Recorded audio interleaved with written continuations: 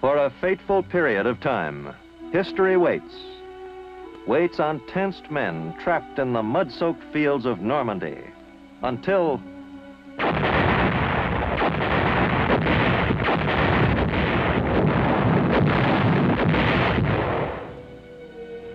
they are able to break out of that agony of isolation and move toward their destiny, changing history's course. This is that story. It is the story of Breakout and Pursuit.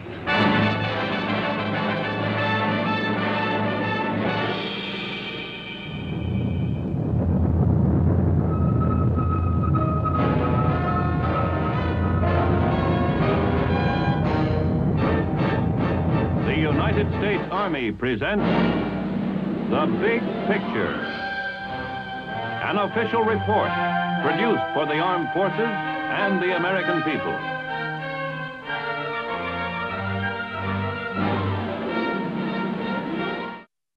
The American attack began in the dawn hours of July 3rd, and it lasted for 17 rain-soaked, agonizing days.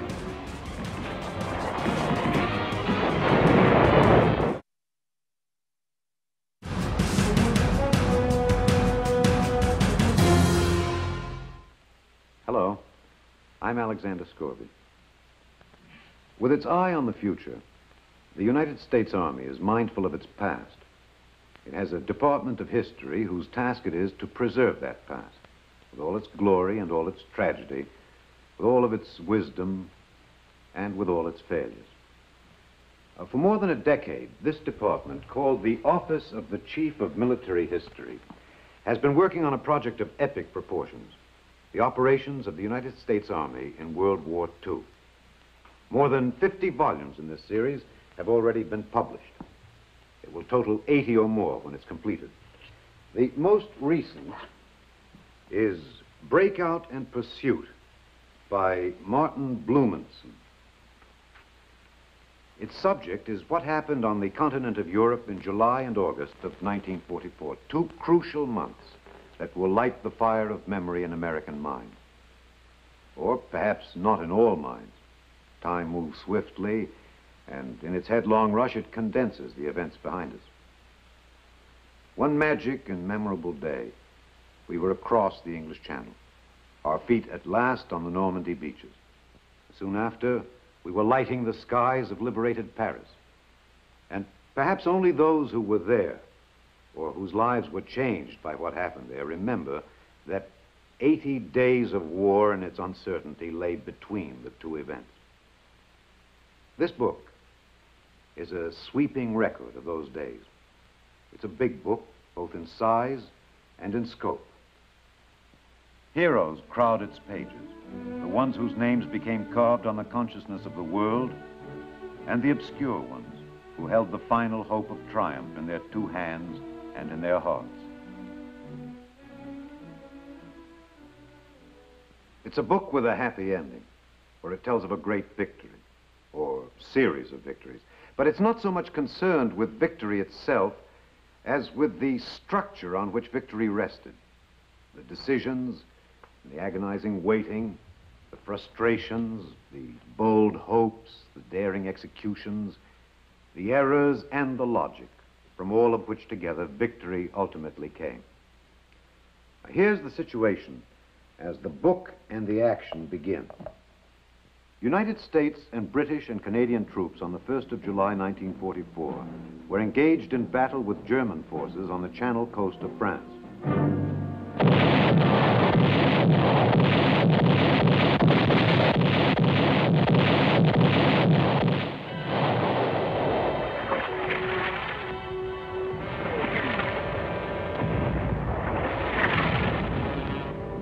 The cross-channel attack, beginning on the 6th of June, had accomplished the first phase of the invasion.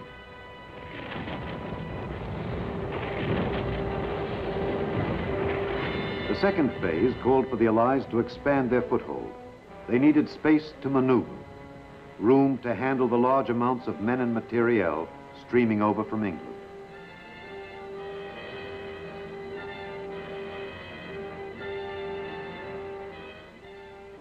Before they undertook the decisive attack toward the heart of Germany, they wanted this area.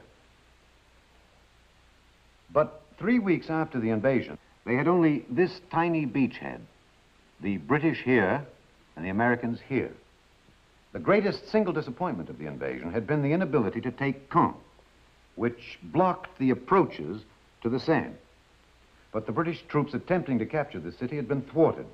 The best hope now lay in the ability of the American forces to strike south and then west and take the key ports in the province of Brittany. A major impediment to this course of action was the terrain the troops would have to fight through. Marshy land enclosed into thousands of separate little fields by hedgerows, behind every one of which it seemed the Germans were well entrenched. And what of these Germans who faced the Allies in the soggy fields of Normandy? They were disheartened, certainly, by the success of the Allied landings. Moreover, the German people were exhausted after 5 years of war and with the effort of fighting on 5 fronts. But the troops themselves were far from beaten. They were skillful, tough troops, seasoned by experience. Their discipline was sharp. Their morale was high.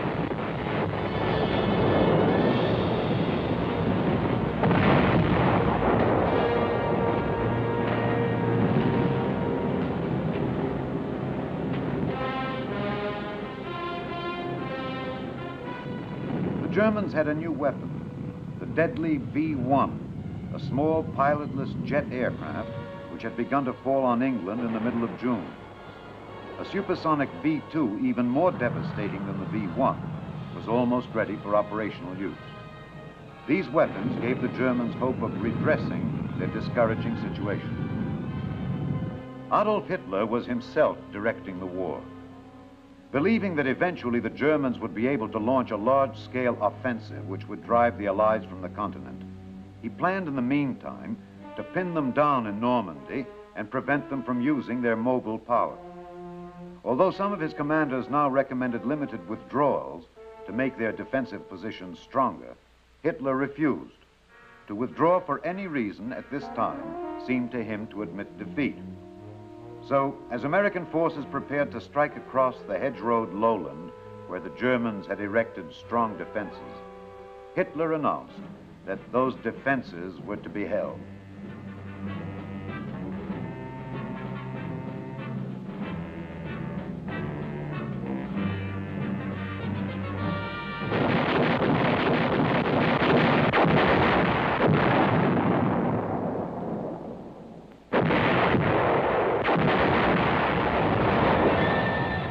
The American attack began in the dawn hours of July 3rd, and it lasted for 17 rain-soaked, agonizing days.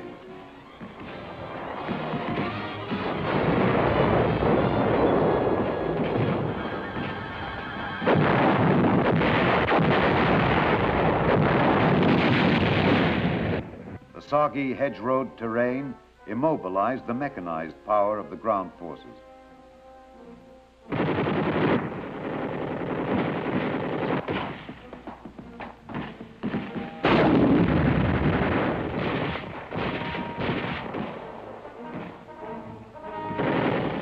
Painful advance was measured in yards, a hedgerow at a time.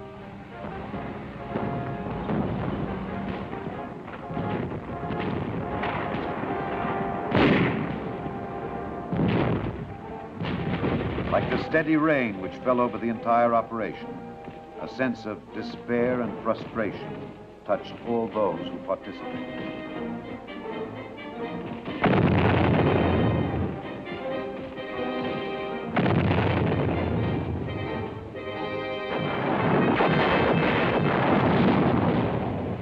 The last action in this offensive was the battle for Saint-Lô.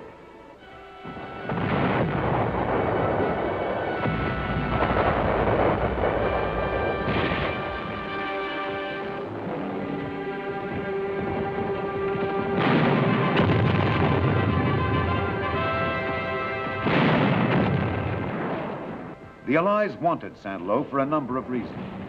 Its prestige value, the effect its capture would have on the Germans, and as an access to roads leading south. After a week of bitter fighting, they got it. The cost was high, as was true in all the hedgerow fighting. But the town was secured, and in the process, a memorial was created. An infantry battalion commander killed before the gates of the city was carried into Saint-Lô with the liberators. His body was placed on a pile of rubble, an impromptu shrine to the qualities of courage and sacrifice that had made the drive to Saint-Lô possible.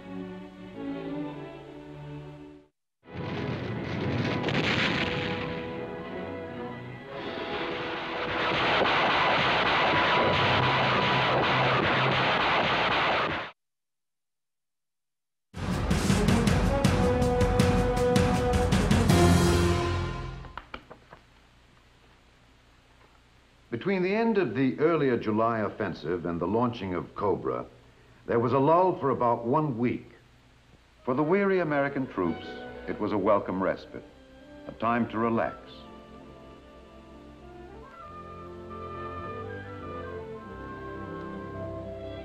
On July 20th, a dramatic event electrified the world and revealed that there was no relaxation inside the enemy camp.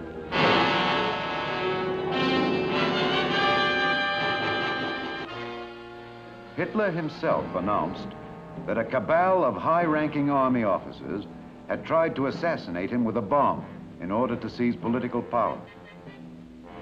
The abortive coup had little effect on the military situation. It revealed no widespread discontent with Nazi rule among the armed forces. The combat soldier was too busy simply trying to remain alive. And the information about the German situation which the Allies wanted as Cobra neared its jump-off date was of a considerably more immediate nature. Did the enemy have enough reserves available to counter the attack?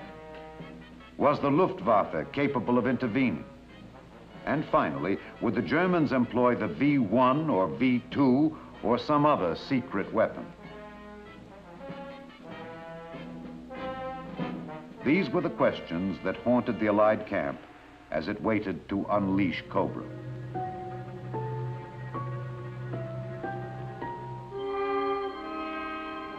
July 24th was the day scheduled for the attack. Because the day was heavily overcast, however, with inadequate visibility for air attack, the operation was postponed. Unfortunately, the postponement order reached the English air bases too late to hold back all the planes scheduled for the attack.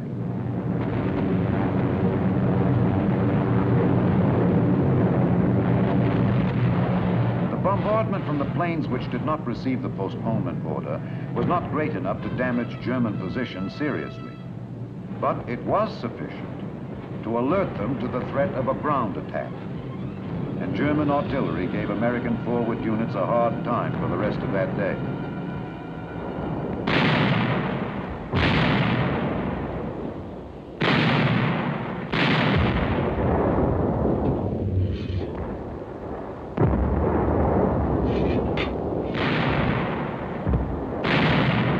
For General Bradley, an immediate and urgent decision had to be made. The prospects were improving for good weather the next day. Should Cobra be launched, even in the face of the possibility that the Americans had now lost the important element of tactical surprise? Or should it be postponed at least for several days, which might then give the Germans a chance to prepare even stronger defenses? Bradley's decision. Cobra would strike again at 11 o'clock the next day.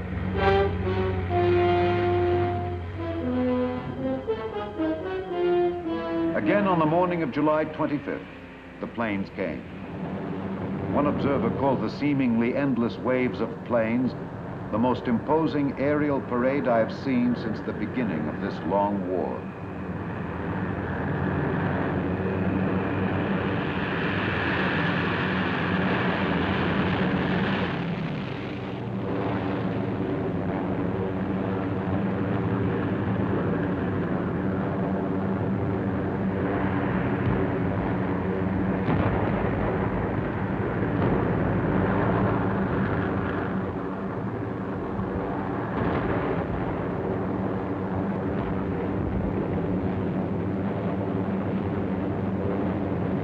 fell, they dropped more than 4,000 tons of destruction. But the tactical effect was not immediately clear. Did the bomber attack destroy the efficiency of the German troops? No one could tell.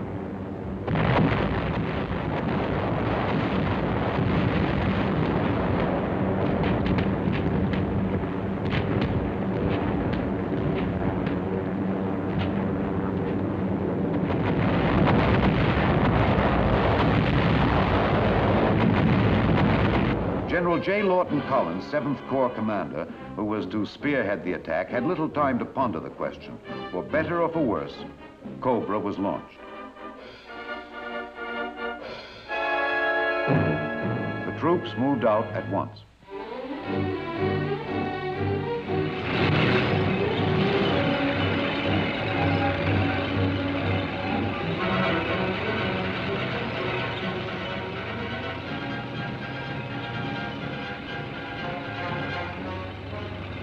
Their immediate objectives were the towns of Marigny and Saint-Gilles. Capture of those towns by the infantry would give the Americans control of the roads leading south, and Collins would then be able to catapult his mobile armored forces forward. It seemed reasonable to assume that if the air bombardment had destroyed the German defenses, the infantry troops would be able to reach and secure their objectives without great difficulty.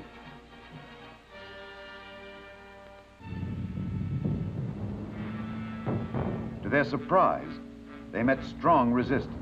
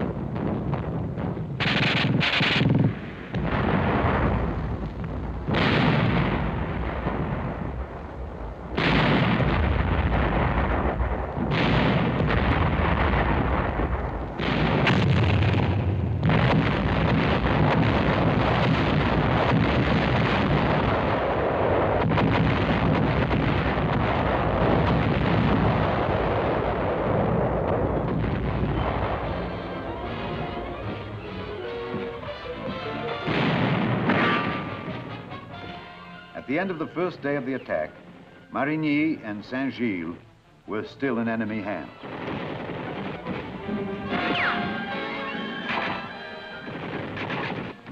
Because the entire success of Cobra depended on a 7th Corps breakthrough, Collins decided to gamble. It would prove to be one of the fateful decisions of the campaign. He pondered the possibilities and the risks and decided to put his armor into action.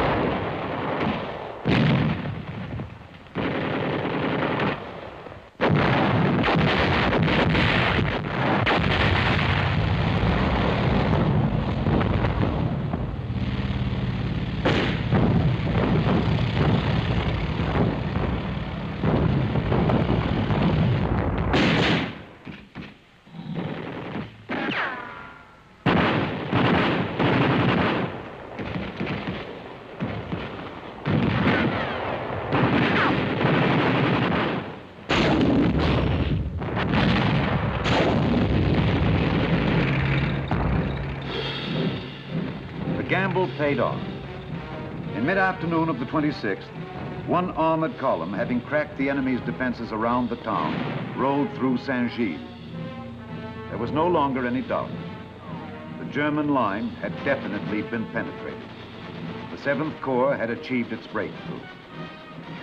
But the drama of the breakthrough did not end at the Coutances-Caumont line. The drama lay in the development of the breakthrough into a breakout of major proportions. The decision to accomplish this was General Bradley. He had achieved the limited victory he had sought. Cobra had been a success. He could stop now. But he sensed from their disorganized reaction that a deep wound had been inflicted on the Germans.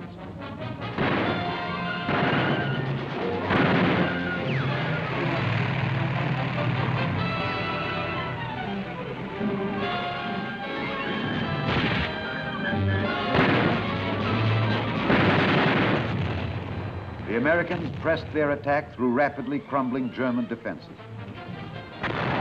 By the end of the month, United States forces stood at the base of the peninsula, at the gates of the province of Brittany. And a nightmarish phase of the battle, the war of stalemate, was over.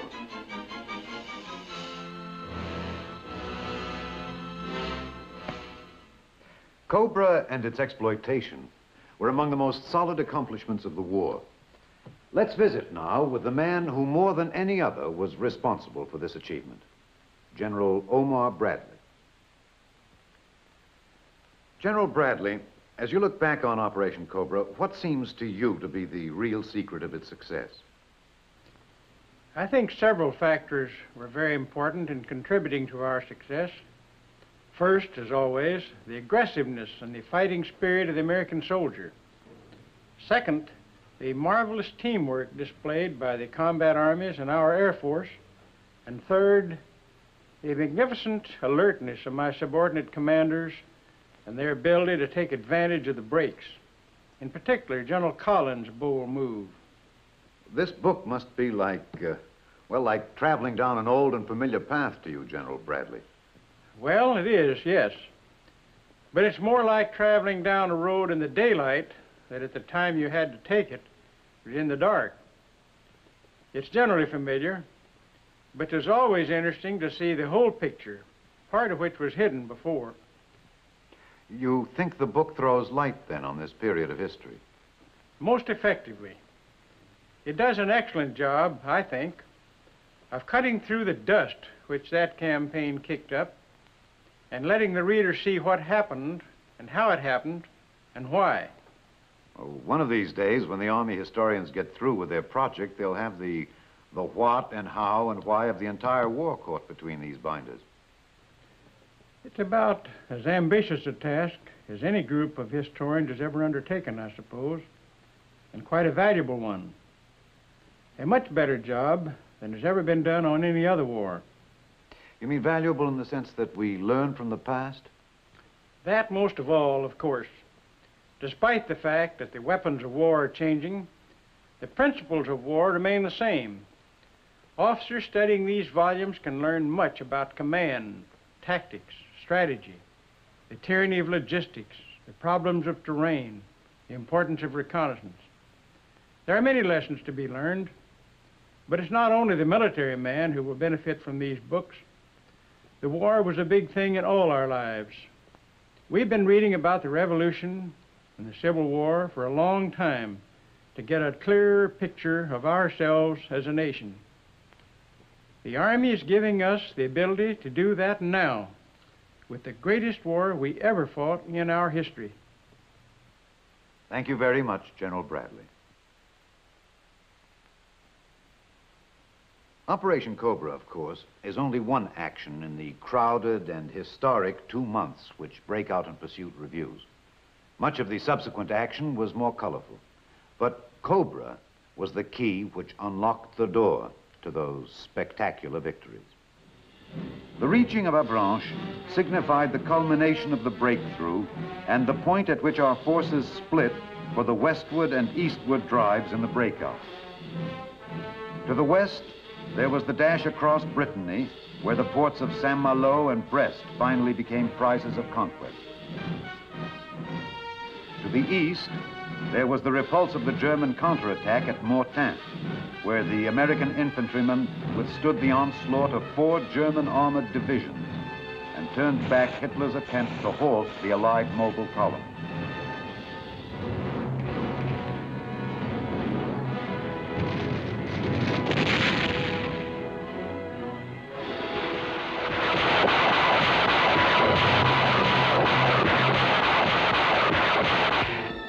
the Allies closed at Argentan and Falaise, where they virtually destroyed 2 German field armies.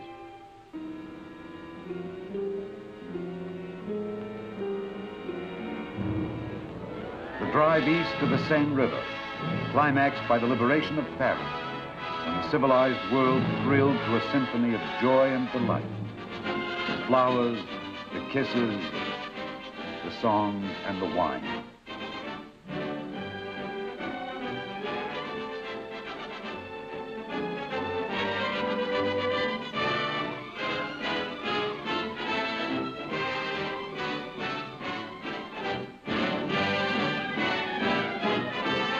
And finally, the triumphant and dramatic pursuit of the retreating Germans beyond the Seine to the border of the enemy's homeland, and the Siegfried Line, where a new phase of the war awaited.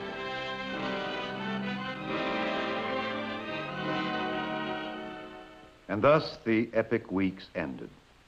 The short span of time in which the shape of final victory began to emerge, with the successful breakout from the hedgerow country and the pursuit across the heart of France.